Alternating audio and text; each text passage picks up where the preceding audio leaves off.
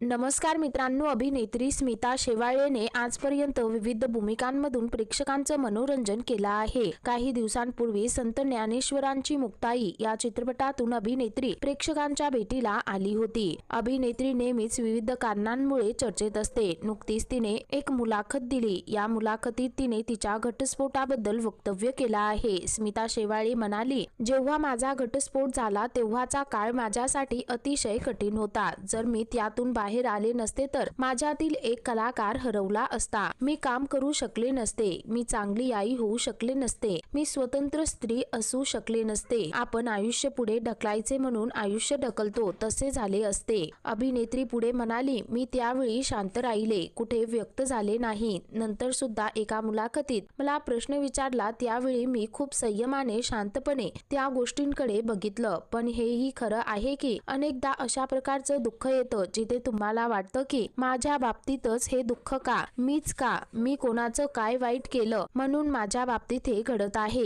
या सगळ्यात आपली चूक कुठे झाली हे आपल्यांना माहित नसतं. त्यामुळे त्यांना सामोरं कसं जायचं हे समजता येत नाही. त्यानंतरचा माझा हा सगळा प्रवास होता. तो सगळा प्रवास महत्वाचा होता. म्हणून घडलेल्या ज्या वाईट गोष्टी आहेत त्या मागे सुद्धा काही कारणे असतात. हे मी जेव्हा आता मागे वळून पाहते तेव्हा कळते. तेव्हा ते घडलं म्हणून मी खूप ताकदीने काम करू शकले, असं म्हणत अभिनेत्रीने आपल्या घटस्फोटाबद्दल आपलं मत व्यक्त केलं आहे. तर मित्रांनो, या संदर्भामध्ये तुमची काय प्रतिक्रिया आहे खाली कमेंट करून नक्की कळवा.